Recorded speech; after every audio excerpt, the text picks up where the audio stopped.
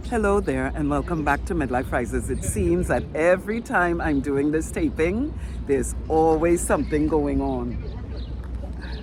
So now I have someone close to me that's talking loudly, which you might hear in the video. I'm missing a piece to this thing that rules out the sound, which is what happened to me along with the clouds in the background. So let's see how this one goes. Yeah, so we're coming into the spring season. I'm actually doing this video over because the last one I did, there was clouds in the background once I was ready to do the editing. Let's see how this one goes. We are past this season of Lent. You know, when we started this channel, the whole idea was to just kind of share tips on how you can bloom in your midlife years so that you'll have fun in your 40s, 50s, and 60s. But unfortunately, there are a lot of things that are going on emotionally. So I find myself coming back to this because we've got to have that balance before we can do anything. We've been touching base with things like emotional intelligence, controlling emotions, the whole 9 yards, because this stuff is important. So today I'd like to talk about abuse and the different kinds that we endure in our midlife years. Because we didn't just get here. We had to work towards this stage from childhood to adolescent years to young adulthood and then to midlife and so on and so on. On our journey to this place where we are now, we've dealt with a lot of negative experiences, and these experiences took a toll. It took a toll on a lot of us that did not understand or is not willing to look the issues in the eye, to look at the issues internally, the storm. And so what happens is we wind up trying to take whatever it is that's going on with us out on another person. So it's kind of like a hierarchy. But, I want to say we all had things growing up. Yeah, because I'm missing that instrument. We're going to have this because I'm outside. So let's wait for this to come. A lot of times we have things that we're battling with, childhood traumas, and these things, if it's not addressed, we can start having like abandonment issues, codependencies. So it's very important for us to understand what we're dealing with and to try and work it out. We all had our experiences. I'm like moving around because I want to catch that sunlight so that I don't have that cloud that I was talking about. So these traumas, sometimes if it's not addressed, and I'm saying sometimes, but 9 times out of 10, if we are not willing to look the problem in the eye and try to address it, work it out, we will advance in age, not addressing the problem, trying to sweep it under the rug, so to speak, self-indulging, whether it be alcohol, drugs, whatever. These are methods to kind of drown the feeling. The problem with that is you've got to come to at some point in time. I mean, you can't stay stoned around the clock. You've got to come and deal with reality at some point. And so what happens then is you start having mental issues, mental instability, depression, bipolar, anxiety, these kinds of things. Anger and bitterness also become alive.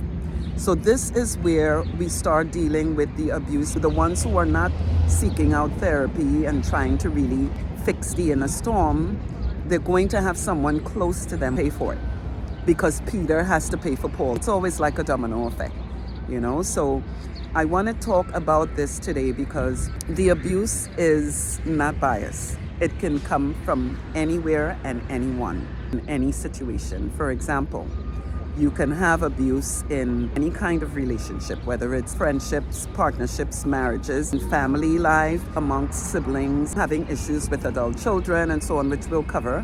And when I say mental instability, we have things like narcissistic personality disorders, which I'll touch base with as well, because that's a different beast by itself.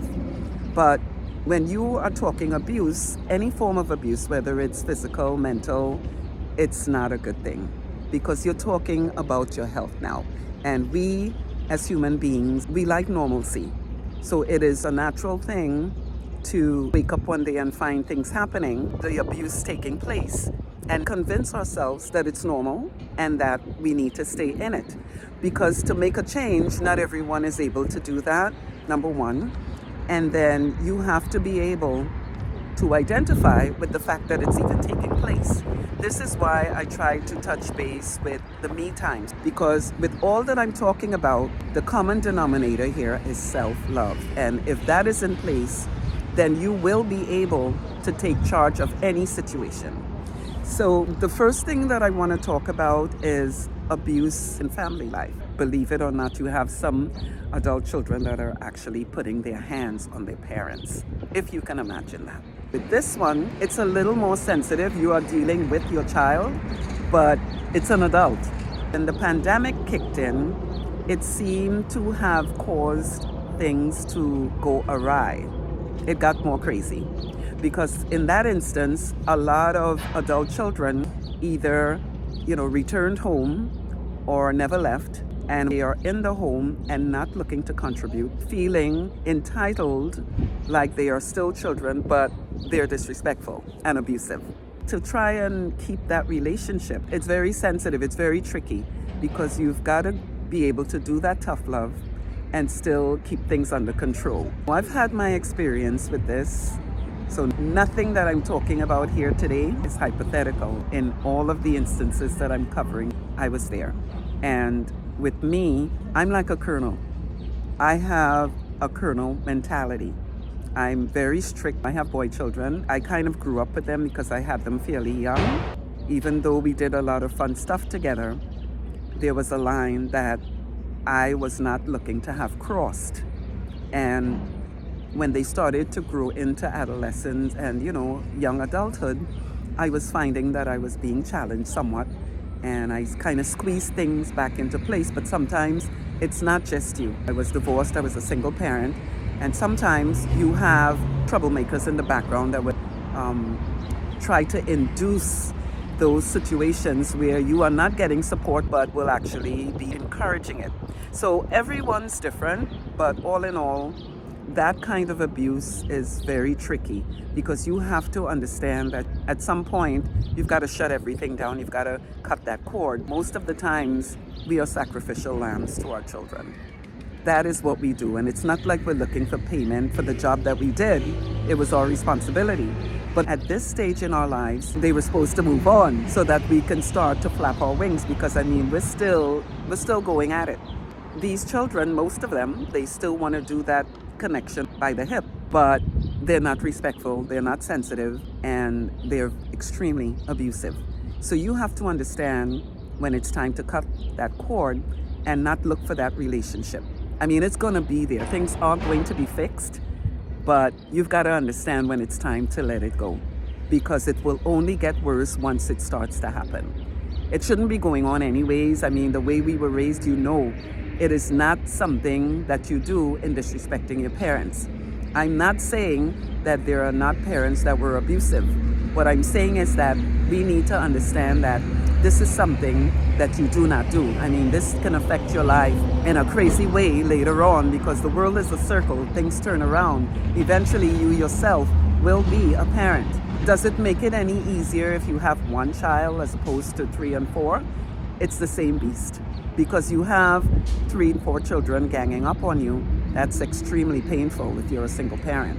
Conversely, if you have a single child, that's all you invested in, and now you're by yourself being abused by the child that you weren't expecting to take care of you, but you were expecting to be there for you in the event you have an issue. And now this is the very child that is causing you to have health issues because of the stress that they're enduring upon you. So the abuse is there, and you need to know when it's time to cut that cord. The other part that I wanted to cover is we get into relationships, and I'm talking now partnerships, marriages. A lot of times when we have things happen to us in childhood years, if we're not able to understand that something is going on internally, and we're not willing to talk to anyone, and when I say anyone, I'm talking like a therapist. I have psychology background, but I am not a psychologist. I didn't go that route. I have the knowledge, and this is why I tend to share it. Our mind, we do need to have that. This is how we make decisions. This is how we are able to take care of ourselves. We all have intuitions. This is where we have to go that extra mile to keep things healthy there. Because if you're not able to identify with the fact that you are being abused, then you will talk yourself into this is normal. Because the person that you have now that's causing the abuse, the abuser, it's not the same person that you went with, whatever amount of years you were married or you're together. You are seeing that person and you're identifying with that person. But this individual, depending on how far they are in their pain, you will be the victim. Okay, because they are not willing to go for therapy, and I know that to be true for islanders. It's like, if you're going for therapy, you're crazy. And I'm here to tell you, going and speaking to one such as a psychologist does not make you a crazy person. It just means you have things that you need to deal with, and you need to be connecting with someone that understands what method you have to take. Oh yeah, we've got like psychiatrists, but the difference between the two is the psychologist will give you methods. A psychiatrist medicates, so they will prescribe. But I'm saying to you that there's nothing wrong with going and talking with someone professionally, because that stuff is very needed when you have issues that are in the background that you need to address. Again, this is why I have been pointing out that the me time is important. What happens when you spend time with yourself, and I tend to do that a lot, you get a chance to hear what you have to say. We all have a private talk show, and we're normally starring in it. You will have those voices that will be making up stories on exactly what took place. Whatever trauma it is that you are battling with, there is a possibility that you are making it a lot bigger than it really was.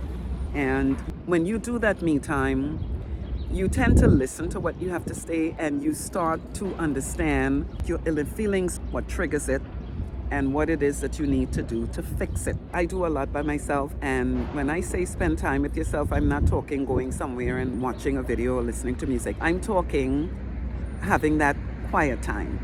If you want to call it meditation, but I'm talking having that quiet time where you are actually listening to what you have to say and you're feeling what you're feeling, because you've got to tap in. You've got to tap into yourself. That's important. My sunlight is going, but it's so gorgeous out here today. Rather than be inside, I just wanted to take advantage. We're going to start getting like really warm weather soon. It's all just beautiful. I love the greens. So when you do that me time, you're building your self-love. You have to be able to understand what you stand for, what you're going to tolerate, and you normally will draw that line. No one really wants to be abused. It's just that some of us don't know how to put a stop to it because we don't know our self-worth and value. And that's why the me time is so very important. They do say that hurting people hurt others, and that's a fact. That's why it's good to try and address your issues, because the one closest to you is the one that's going to take the heat if you're not willing to address the internal storms. It's not really fair, but that is exactly what happens. On top of the abuse, we have a tendency to kind of bury our feelings with different methods. We indulge in different habits. We try to do that escaping thing. Nothing goes away. It just gets worse, because you have to come to at some point in time. All kinds of abuse is no good, but that mental abuse, yeah, it's different, because you have to first be able to tell it's happening. And someone who is really strategic at giving, dishing that out, you won't even know it's happening until it's like way out there. We all have things that we deal with. We all take it differently, we receive it differently. But at the end of the day, it's all experiences. And you cannot have a testimony without an experience. And so that's why I think rather than make someone pay for your pain, bleed on someone that didn't do the cut. I like that analogy. I heard it from someone I was listening to, and I thought it was perfect, because that is what a lot of us do. When I say Peter is paying for Paul, you'll be in a relationship and you'll give 100%. And that person was either not mature enough, they were abusive in whichever way, and you move on, but then you let the other person pay for what you went through previously. And so this is where I think it's hard for us to really match up, especially when we're doing this in the later end of our lives. Number one, we're not maturing the way we should. Everyone has something that they're hurting about, and that's fine, but it's the way in which we are dealing with it. The reason why I am not receptive to any form of abuse is because I understand what it is, and so I can identify. I can spot it in a second. To me, when someone shows you who they are, you're not supposed to ignore that. I mean, that's just period. But nothing is going to change. If this is what it is, this is what it is. And you're not supposed to be ignoring that or thinking that you can change things, because that's just the way it is.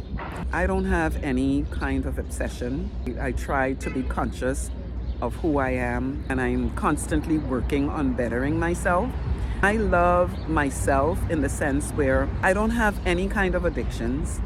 I try to let everything be a preference as opposed to an obsession. I don't force anything. If I don't have something, it's because I don't want it. I'm a Sagittarian, and I tend to talk a lot. A lot of times I don't think about the things that's coming out of my mouth. And so I try to stay away from lying. I'm not a saint. I'm not saying I don't do it, but I try not to, because I talk a lot. And if I'm telling lies, then I have to be strategic when I'm talking, and I can't keep track of what I said yesterday. So I don't really get involved with lying too much. I try to fly straight with stuff like that. But the abuse, it's in every areas of our lives. I was blessed with a lot of skills, and I thank God for that, because I was formally trained to work for attorneys. I trained them when they came out of school. I would receive them, I would train them on what the company was doing. I did help desk, I did training, and I'm a happy person. I'm full of life and I'm full of light. I've always been that. I haven't changed. Okay, I've had experiences, negative ones, just like anybody else, but I am consistent in who I am as an individual. Anyone that knows me and meets me today will know that I am the exact same person as I was 10 years ago. Why? Because I am conscious of the way I carry myself, and to not have anger and bitterness in my heart, because I see everything as a learning process. I'm annoyed a lot of times of some of the experiences that I do have, but I don't let it change my personality. I don't let it change who I am and define who I am. I stay being consistent in love and just being a person with morals, integrity, and so on. The reason why I'm bringing that up is because even in the workplace, you have abuse there as well. I came out of school, and like I said, I've done training with attorneys. I'm from a very corporate background, and I've had to change that. And thank God for the different skills that I'm blessed with, because I'm able to do that. I'm an entrepreneur, and I have different things that I do, and I will leave a job in a heartbeat because I cannot be abused. Like, I'm not gonna undergo any form of abuse, with anyone. I'm not doing it, because that stuff interferes with your health. It interferes with your balance.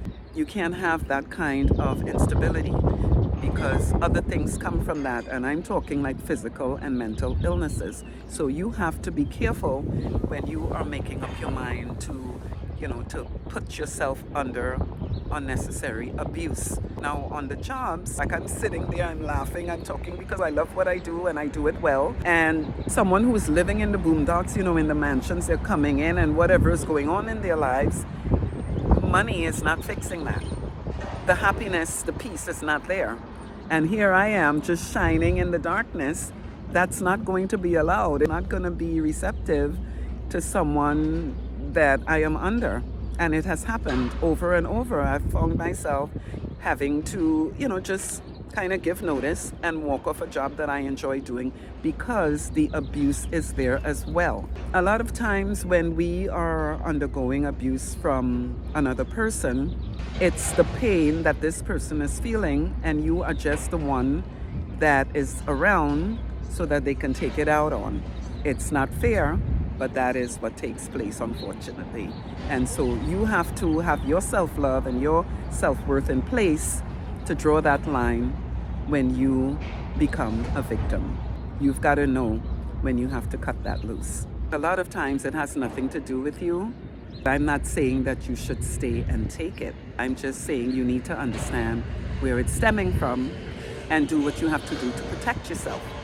Because we've got a group, I've had 2 experiences with this. Someone I met and I just kind of shut it down, but there was someone that I knew from years back, and I didn't know about this illness. It's called Narcissistic personality disorder. And I kind of continued with it because I was intrigued by the situation. I'm not saying that I was studying the individual, but I was kind of learning as much as I can about the condition because it is an illness. Narcissistic personality disorder, and you do need to familiarize yourself with this, because if you're not aware that you're dealing with an individual that has this disability, you can wind up in a lot of trouble. You can wind up having to have therapy for this because the abuse is serious and there are other things that come along with it. I don't know enough about it, although I did do research to understand what takes place and stuff, but I'm not going to be able to tell you is what it stems from. I know that there are different kinds, and again, go ahead and do your research and I'll tell you how you can identify the points that you are dealing with someone with this disorder. I'm not that versed to tell you how it can come about and whether or not it's genetics. I think some of the causes would be some form of abuse in childhood, whether it was not having enough love growing up or even having a narcissistic parent can cause the individual in adulthood to have those traits. So let me tell you now what you can look for with someone with this disorder. The individual needs to have a supply, what they would call a supply. And the supply would be to understand what irritates you. When they do it, you will fly off the handle, you will have an outburst. When you have that outburst, that moment, that makes the individual feel fulfilled. And that is one of the main traits that you will have to be undergoing with someone with this disorder. They do like to point out your faults, and I will say to you that if you are someone that's already insecure, you will be damaged quickly messing around with someone with this disorder. It's not something that they do on purpose. That is one of the qualities. Understand something. This is a very extremely insecure person. They are already having like all of these inner battles and pain that they deal with and insecurities, and so they need to project that onto someone, and the person is usually whomever is close to them. The other thing that you can pick up on is everything is grandiose. They are friends with the President of the United States. There's a star living next door kind of thing. It is never simple, and so on and so on. It's never a simple situation because they need to have these things to feel validated. And that's pretty sad because the Louis Vuitton bag, all of these things, there's nothing wrong with having nice things. But there is something extremely upsetting with needing to have these things and to talk about these things to feel alive or that you have worth. This is just the way it is because, again, these individuals, they're very insecure. And they need to have these items to hide behind to feel validated. And that's all well and good, but what's not good is that you have to be willing to be abused. You have to be okay with it. And who's going to sign up for that? Someone who is extremely insecure and has no self-worth. Now, what I'm talking about applies to both men and women. It's just that this is a woman's talk show, and a lot of times when I'm addressing things, I'm talking about the woman's part of it. But don't get it twisted. Men can be abused by the woman who is stronger in the home. It happens more than we think.